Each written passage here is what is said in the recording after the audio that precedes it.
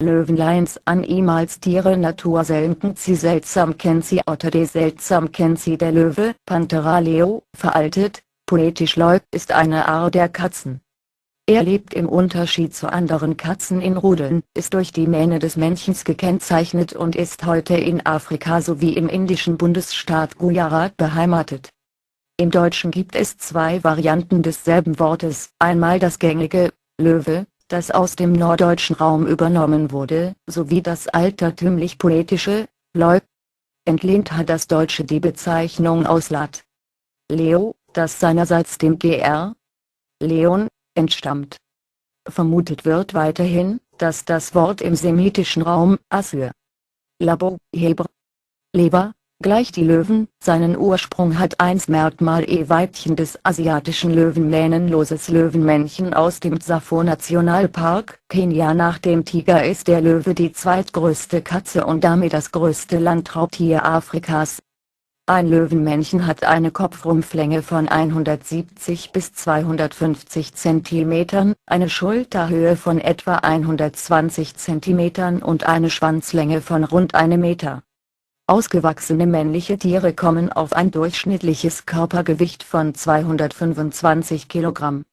Weibchen sind mit 140 bis 175 cm Kopfrumpflänge, einer Schulterhöhe von 100 cm, einem 85 cm langen Schwanz deutlich zierlicher und haben ein Körpergewicht von rund 150 kg. Im Schnitt haben Löwen eine größere Schulterhöhe als Tiger, sind aber insgesamt etwas kürzer. Die größten Löwen leben heute im südlichen Afrika, die kleinsten in Asien. In Zoos und Zirkussen gehaltene Männchen erreichen aufgrund guter Fütterung gelegentlich auch ein Gewicht von über 300 kg. Löwen haben ein kurzes, sandfarben oder gelblich bis dunkelocker gefärbtes Fell. Die Unterseite und die Beininnenseiten sind stets heller. Männliche Exemplare haben zudem eine lange Mähne, die meist dunkelbraun ist, aber auch schwarz, hellbraun oder rotbraun sein kann. Diese Mähne breitet sich von den Wangen bis über die Schultern aus, seltener über Bauch und Brust. Form und Farbe der Mähne variiert nicht nur zwischen Individuen, sondern auch beim selben Individuum im Laufe des Lebens in Abhängigkeit von der körperlichen Verfassung. Besonders lange und dunkle Mähnen sind ein Zeichen guter Verfassung und Kampfeskraft, da der Hormonstatus und der Ernährungszustand Auswirkungen auf Dichte und Länge der Mähne haben.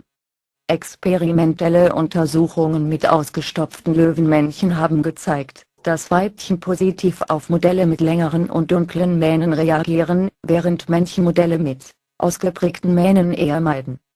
Praktischen Nutzen könnte die Mähne als Schutz gegen Prankenhiebe und Bisse bei Rangkämpfen rivalisierender Männchen haben. Hierdurch erklärt sich der evolutionäre Vorteil, den Männchen durch eine Mähne haben, nicht aber Weibchen, da sie eher auf die Jagd spezialisiert sind und nicht auf Kämpfe und bei der Jagd eine Mähne anders als bei Kämpfen nicht von Vorteil ist. Allerdings haben neuere Forschungen gezeigt, dass auch die Temperatur einen wichtigen Einfluss auf die Größe der Mähne hat und Löwenmännchen in kälteren Gebieten sogar unabhängig von ihrer Unterart stärkere Mähnen ausbilden als solche, die in sehr warmen Gebieten leben. So bilden Löwenmännchen in Zoos kühler Regionen meist stärkere Mähnen aus als ihre Artgenossen in wärmeren Gefilden. Weißer Löwe: In einer Zirkusvorstellung bei asiatischen Löwen ist die Mähne weniger deutlich ausgeprägt als bei ihren afrikanischen Artgenossen. Jungen Löwen fehlt sie ganz. Es dauert über 5 Jahre, bis ein Löwenmännchen eine voll ausgebildete Mähne hat. Auffällig ist außerdem die schwarze Schwanzquaste, in der sich ein zurückgebildeter Wirbel befindet, Hornstachel. Junge Löwen haben dunkle Flecken auf dem Körper, die schon während des ersten Lebensjahres verblassen. In sehr seltenen Fällen bleiben diese Flecken auch beim erwachsenen Löwen sichtbar, aber stets undeutlich und nur aus der Nähe betrachtet. Wie bei Tigern gibt es bei Löwen gelegentlichen Leuzismus, darunter versteht man das Auftreten von Löwen mit weißem Fell. Sie sind jedoch keine Albinos, da die dafür charakteristischen roten Augen fehlen. Die weiße Fellfarbe wird über ein rezessives Gen vererbt. Da weiße Löwen für potenzielle Beutetiere leichter zu sehen sind, haben solche Tiere es schwerer, zu überleben. Außerdem gibt es Berichte über Melanismus, also schwarze Löwen, jedoch keinen Beweis für deren tatsächliche Existenz.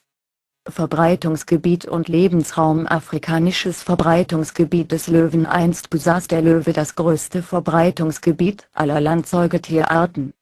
Es reichte von Peru über Alaska, Sibirien und Mitteleuropa bis nach Indien und Südafrika. Einen Großteil dieses Verbreitungsgebietes büßte der Löwe allerdings schon am Ende des Eiszeitalters ein. Das geschichtliche Verbreitungsgebiet des Löwen umfasste nicht nur große Teile Afrikas, sondern auch das südöstliche Europa sowie Vorderasien und Indien. Im frühesten Holozän war